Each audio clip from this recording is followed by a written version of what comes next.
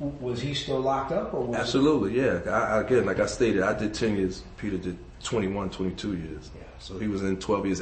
We came in damn near at the same time, and he was there 12 years after I was. Yeah. I think the next article might be he's getting a movie made about his life, right? It's well deserving. Indeed. How are you, sir? You talking to me? Yes. I didn't know you want me to talk. I don't know, man. Just saying hello. Did you and Peter ever do business together? No. That's right, because you and him didn't really get cool until Well, it was casual acquaintances, but like I said, back then, we all moved in crews. Right. You know, we all respected each other and acknowledged each other, but you know, some of us dibbled and dabbled a little bit, but for the most part, like I said, it was like a friendly competition. Did you at least ever hang out before prison? The parties, his parties. Mm-hmm. What did you think when you heard that I mean, since you guys weren't really chilling like that when he started dating Madonna, you probably weren't privy to that information, or were you? Absolutely. Oh, so you knew. All right, talk to me about that when you first heard that he was hitting Madonna. I was envious. Why is that? That's a rhetorical question. Like really, like what man on the planet during that time who was straight didn't want to sleep? If he wasn't straight, he would have made you be straight. Sleep with Madonna. Did you feel like, I mean, it's tough to ask these questions, pardon me, because I know you two were close, but did you feel like it was a positive? I mean, yes, you didn't know him like that, so sorry, I'm just sort of thinking this question through. How did you hear he got pinched? I want to say that Peter got locked up after I did. I got locked up in November of '94, and I want to think that he got locked up shortly after that.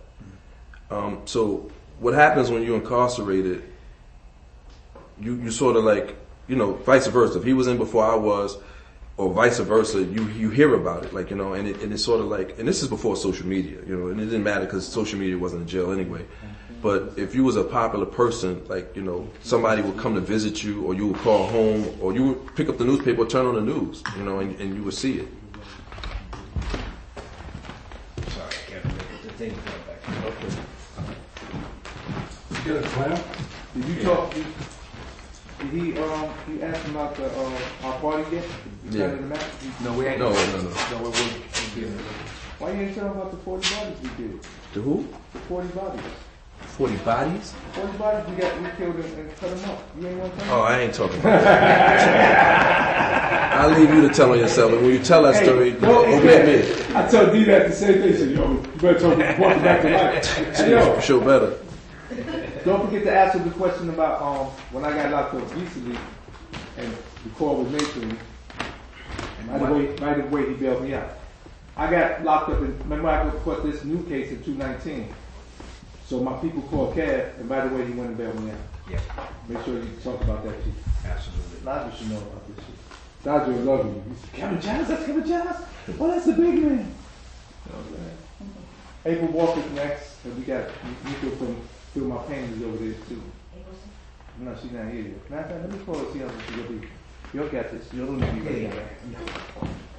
Kev is like he's like an artist. He knows how to answer all questions. He's a bro. Yeah, you can't crack him though. He's like me. You can't crack him. We ain't gonna tell where the 40 bodies are. Let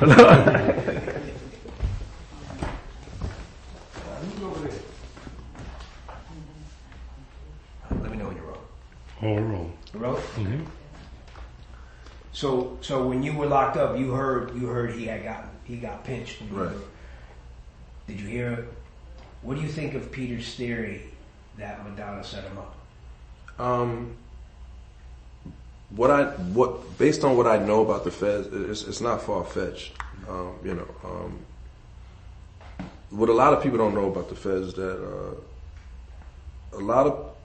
there's a lot of instances of people who got caught doing things that's unbeknownst to anyone.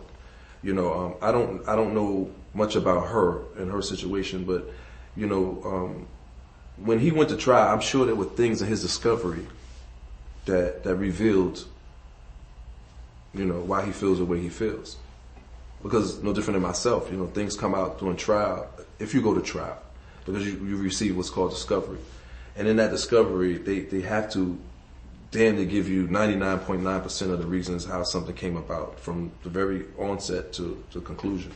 So, and I'm sure in him reviewing his discovery, he was able to put the pieces together and understand, if not who, where it initiated with. And with even that, it sort of narrows it down damn near to where, because of who she is and her identity, the government will not disclose that, or start it right after something that she may have set in motion.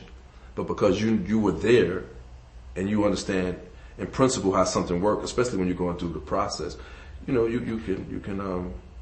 can sort of figure it out. Piggybacking off of that, he said that in discovery, and she testified against her, a woman by the name of Arlene Brickman. Well, that was an associate of hers, as I understand. Yeah, who was a known mob informant, right, and all of that, and that she was involved, and he also feels that there might have been another person involved that wanted him out the picture as well. You think all that's possible? You think that? Oh, absolutely, yeah. Absolutely. Like I said, anyone who's ever went to trial with the government, it usually starts that way.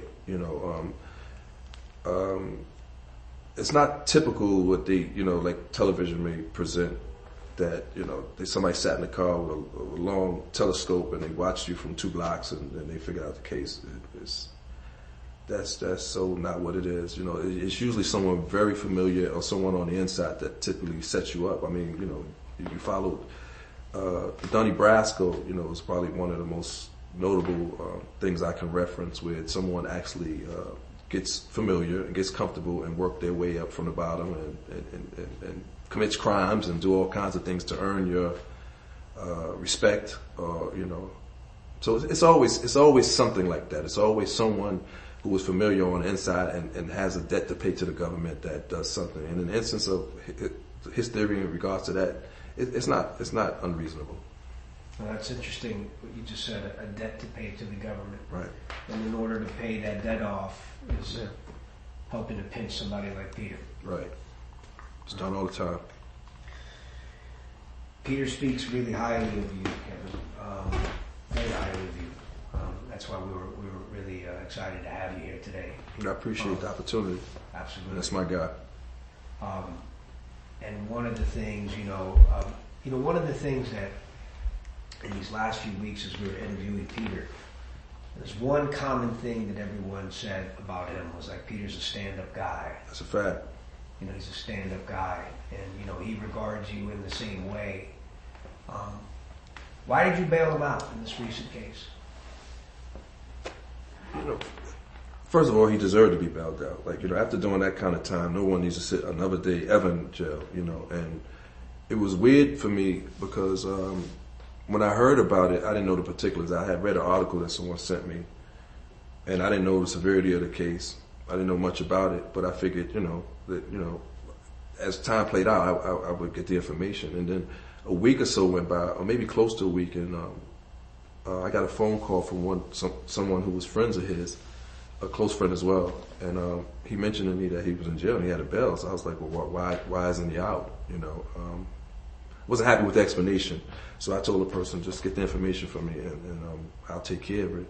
Because again, after doing 21 years, you don't need to do like another second in jail, especially, if I could do something about it, and again, you have to think, my mentality and mindset when it comes to something like that is a little different than maybe the average person, because I built a business on individuals like Peter, and doing the right thing. So whatever I can do for him or anybody else, I would have did the same, and I've done the same. So it wasn't a stretch for me. This is just what I do. When you go through life, people like Peter, myself, are very rare, who are principled with integrity, honor, respect, that kind of thing. It's a lost science. Nowadays everybody's for themselves. The right thing doesn't matter anymore. Everybody can justify the reasoning why they do certain things. And that's just not cool for me, because again, at some point, where's society going to go going in that direction? Somebody has to stand